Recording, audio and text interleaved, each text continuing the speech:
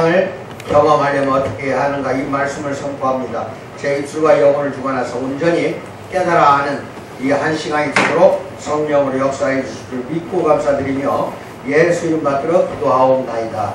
아멘. 이거 하나씩 내가 드렸어요. 그걸 보세요. 이걸 먼저 이야기합니다. 하나님께서 절대 우리들에게 하실 수 없는 것도 있어요. 그게 세 가지가 있어요. 하나님은 전지전능하기 때문에 못하는 게 없어요. 모든 일에 다 능히 다 이루시는 분이고 다 할 수 있는 분이지만 하나님이 하나님 되려면은 세 가지 것을 죽어도 못해요.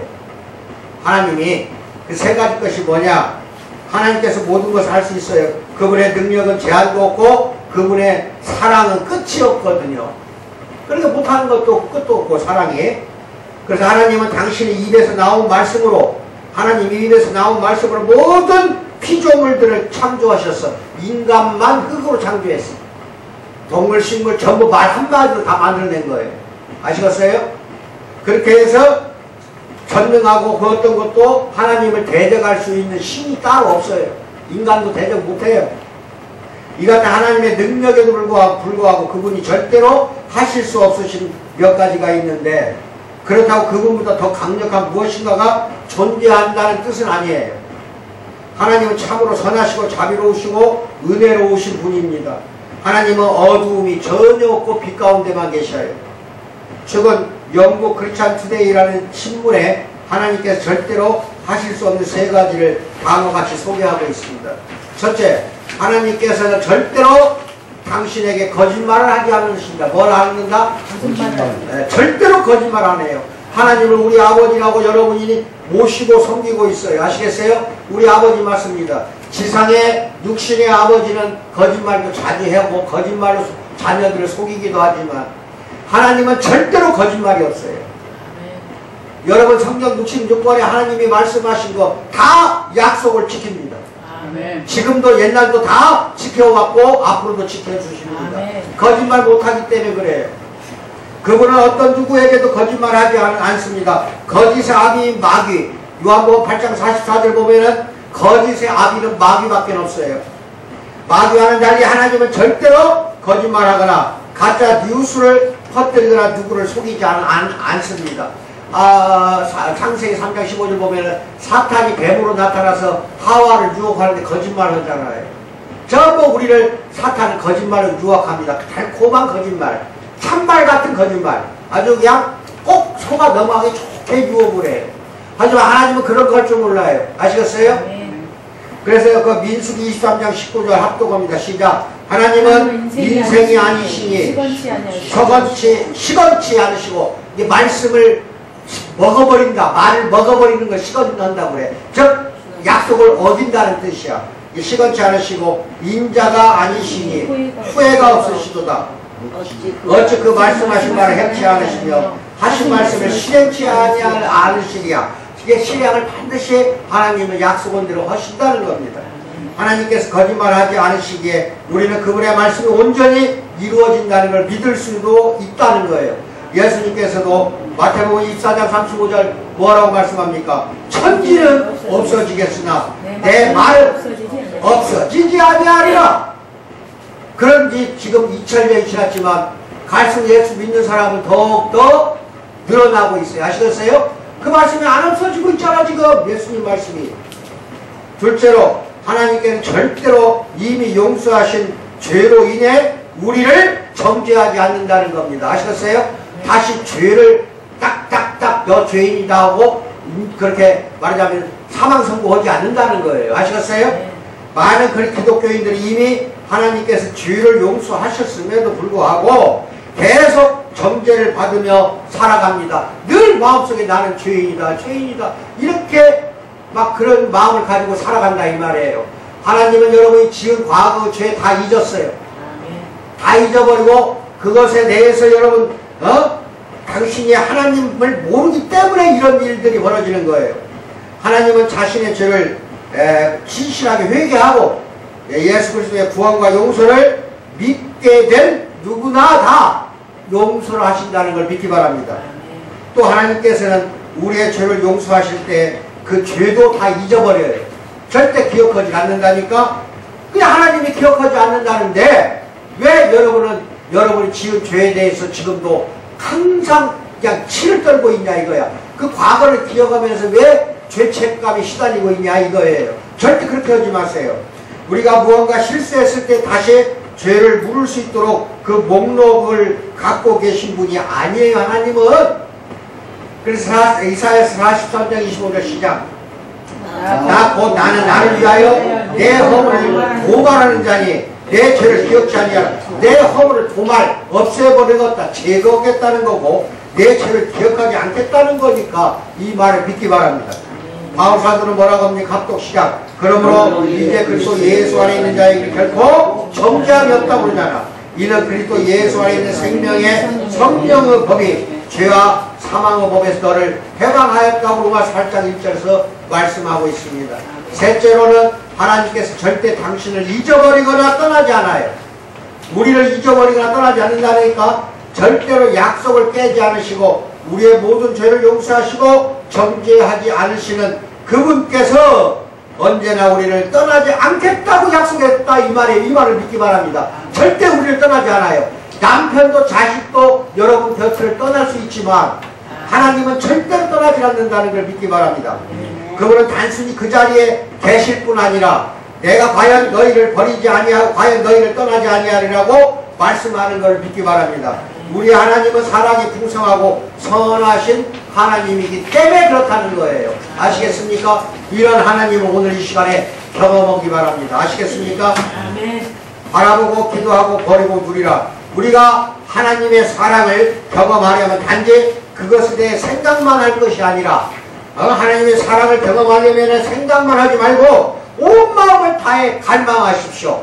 그렇게 해야만이 사랑을 더욱더 깊이 느끼게 된다는 걸 믿기 바랍니다. 이것은 위대한 기쁨의 경험입니다. 우리가 그 안에서 하나님의 실제와 하나님의 사랑을 맛볼 수 있기 때문에 온 마음을 다해서 갈망하는 사랑하는 성도가 되기를 축원드립니다. 이것은 소망이 우리를 부끄럽게 하지 아니함에 대한 기쁘고 놀라운 확신의 근거입니다. 로마서 5장 5절 소망이 우리를 부끄럽게 하지 않는 것은 왜 그럴까? 성령이 우리 마음에 하나님의 사랑을 넘치도록 부어주셨다는 거, 이것 때문에 우리의 소망이 우리를 부끄럽게 하지 않는다는 겁니다. 아멘. 맞아요. 여러분이 소망하는 거 절대 부끄럽게 생각하지 마세요. 반드시 이루어지게 하는 분이 누구예요? 하나님인데 그 사랑이 많으시기 때문에 여러분의 소망을 부끄럽게 하지 않는다는 겁니다. 반드시 이루어 주신 걸 믿기 바랍니다. 이 확신은 우리가 하나님의 영광을 바라고 즐거워하도록 도와줍니다. 로마서 5장 2절 읽어보세요. 항상 하나님의 영광을 바라고 즐거워하는 것, 이것이 하나님이 우리를 사랑한다는 경험에 대한 확신입니다. 또한 우리가 지독한 믿음의 시험을 통과하게 해주는 것도 하나님의 사랑이라는 걸 믿기 바랍니다. 아시겠습니까? 그게 다 이제 경험으로 여러분이 느끼게 돼요. 모든 신자들이 하나님의 사랑을 동일하게 경험하는가 하고 물어볼 때 아니, 그렇지 않습니다. 모든 신자들이 하나님의 사랑을 동일하게 경험한다면 바울이 에베소 교인들을 위해 이렇게 기도하지 않았을 것입니다.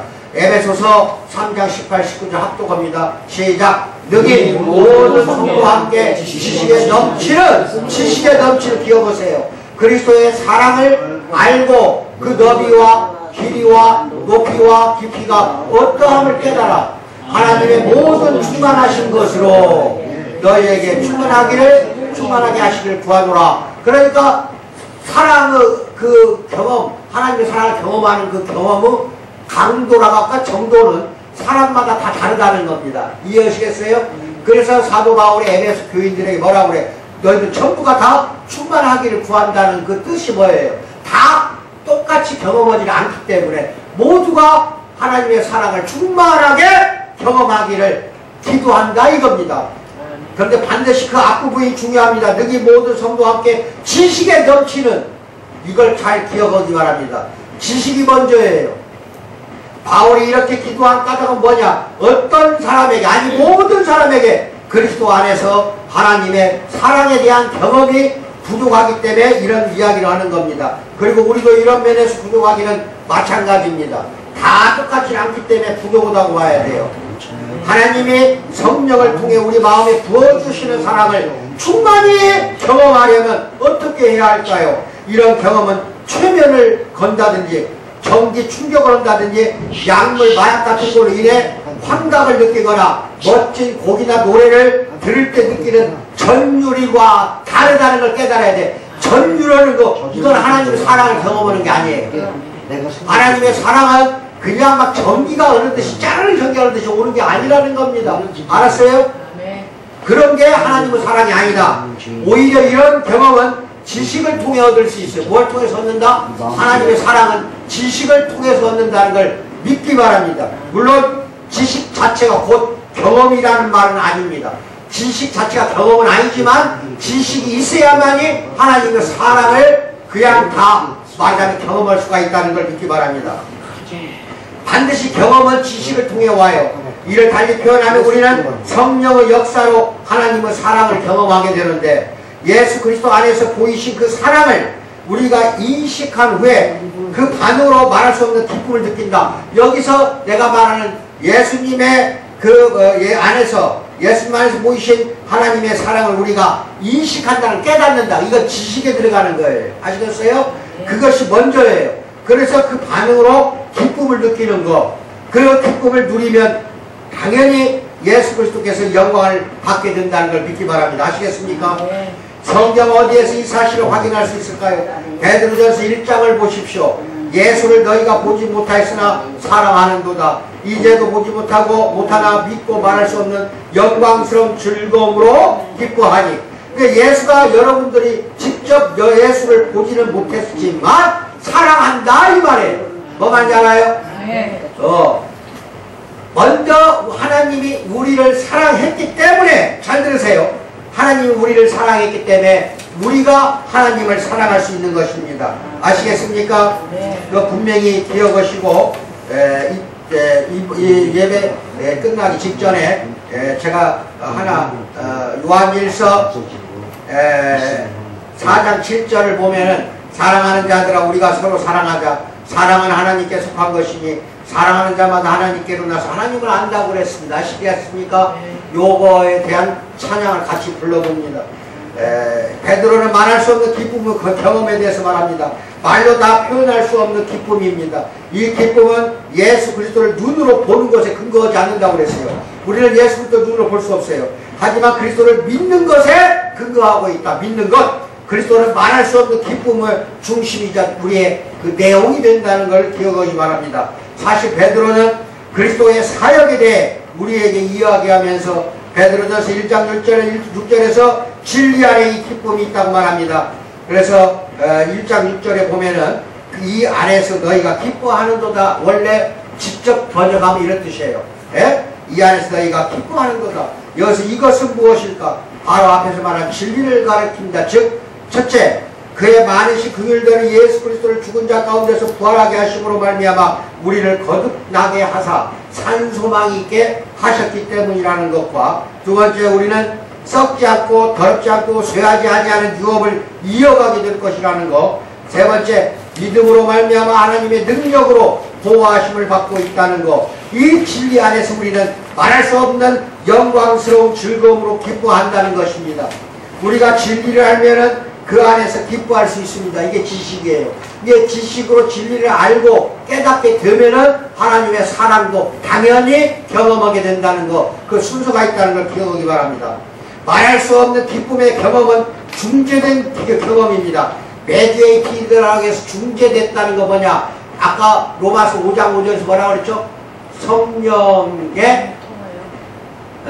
성령이 하나님의 사랑을 우리 마음에 부어 주신다고 해서 안 했어요.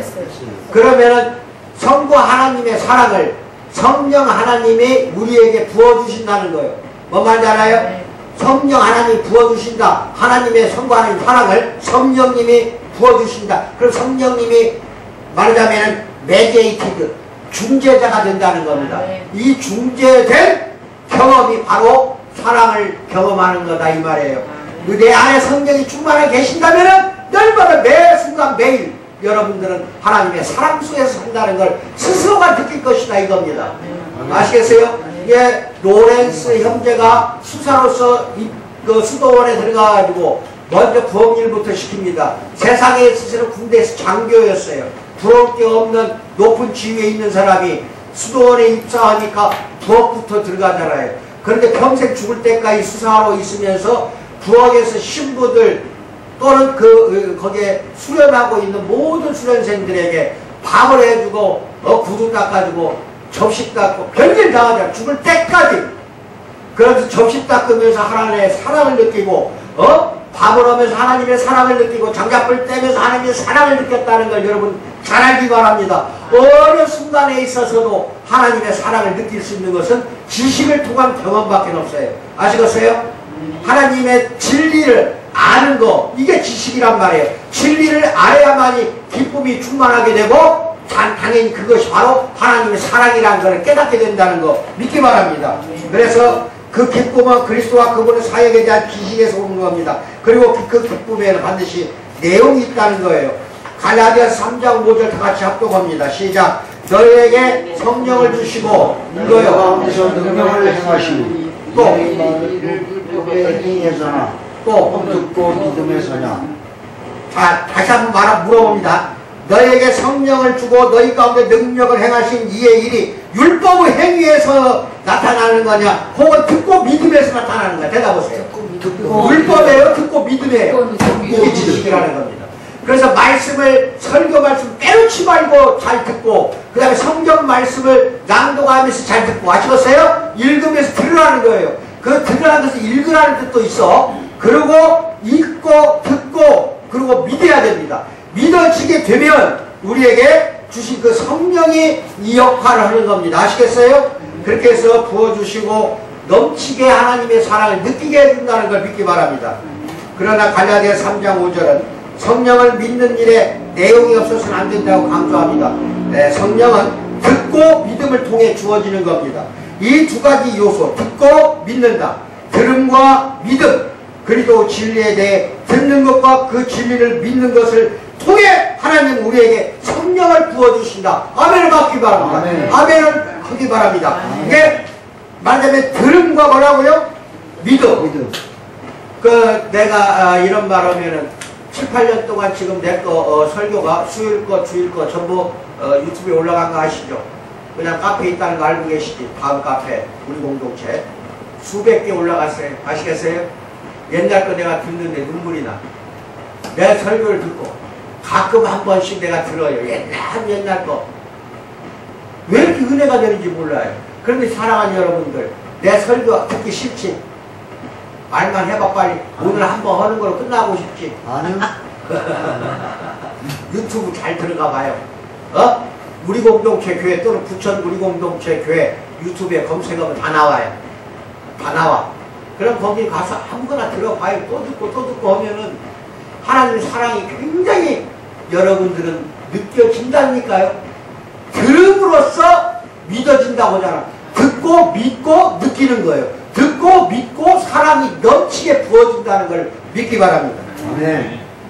성령은 지식과 믿음을 통해 옵니다. 그분의 사역은 중재하는, 성령의 사역은 중재하는 사역이야. 성부 하나님과 우리를 중간에서 중재를 해줘요. 그것은 정신적인 내용을 가져요. 우리는 머리를 비움으로써 성령을 추구하지 않도록 주의해 주세요. 머리가 텅 빈 사람 되지 말라는 거예요. 항상 잘 알아두세요. 성령을 예수님께서 뭐라고 하냐? 보혜사 성령이 오신다고 그랬어. 내가 이제 승천하고 올라가면은 이 땅에 보혜사 성령이 오니 떠나지 말고 예루살렘에서 기다리라고 그랬잖아. 그래서 마하오 다락방에서 120문도가 그저 기다리고 50일째 되는 날 성령이 와서 다 부어주잖아요. 잘 들어. 이걸 보혜사라고 그랬어요. 보혜사는 중재자라는 뜻도 있지만 변호사라는 뜻도 있어. 뭐라고요? 변호자. 우리를 변호해 주는 게 성령이야. 그러니까 중재 역할하는 거랑 똑같아. 중재 역할, 변호사 역할. 알았어요? 그 역할하기 때문에 성령이 우리 머릿속에, 마음속에, 가슴속에 충만하게 들어찰 때 비로소 우리는 하나님의 사랑을 만끽할 수 있다는 걸 믿기 바랍니다. 이와 비슷하게 로마서 15장 13절 소망이 하나님의 모든 기쁨과 평강을 믿음 안에서 우리에게 충만하게 하신다고 말하고 있습니다. 이제 믿음이야. 이게 믿음 안에서 하나님의 모든 기쁨과 평강이 충만하게 된다는 거. 잘 믿는 사람은 항상 기쁨과 평강이 넘쳐 흐르는 걸 믿기 바랍니다. 사랑의 하나님을 기다리는 경험하려면 그리스도를 먼저 알고 믿어야 됩니다. 로마서 8장 39절에서 말하듯이 하나님의 사랑은 우리 주 그리스도 예수 안에 있기 때문에 그래요. 그 무엇도 우리 주 예수 그리스도 예수 안에 있는 하나님의 사랑에서 우리를 끊을 수 없어요. 예수 안에 있는 그 하나님의 사랑, 거기서 우리를 끊을 자가 누구냐? 누구도 끊어내지 못해. 하나님의 사랑을 받고 있는 우리가 하나님의 사랑을 받지 못하도록 단절시키는 건 절대 있을 수 없다. 아멘을 받으시기 바랍니다. 아멘. 다음 네 가지를 시도합니다. 바라보고 기도하고 버리고 누립니다. 첫째, 예수님을 날마다 바라보세요. 그리스도를 생각하세요. 그리스도의 영광과 사역에 대해서 묵상하십시오. 그저 아무 생각 없이 하지 말고 주의 깊게 묵상하십시오. 예수님의 죽으심과 부활을 통해 우리에게 보장된 약속이 무엇인지에 대해서 깊이 생각하면서 예수님을 날마다 바라보세요. 두 번째, 하나님께 기도하세요.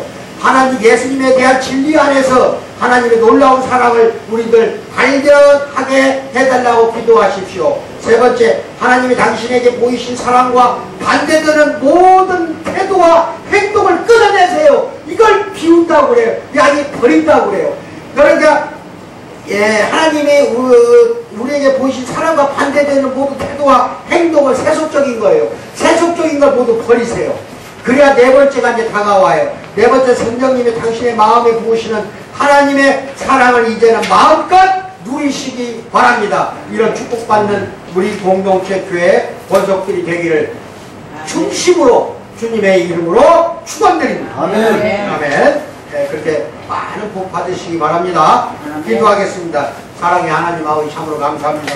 오늘 하나님의 사랑을 경험하는 것, 들음과 믿음을 통하여 참으로 성령이 우리 마음에 충만하게 하나님 사랑을 부어주신다는 깨닫게 되었습니다. 항상 듣고 믿는 그리고 사랑을 느끼는 우리 권속들 되도록 성령으로 역사 인도하여 주실 줄 믿고 감사드리며 예수를 받들어 기도하옵나이다. 아멘.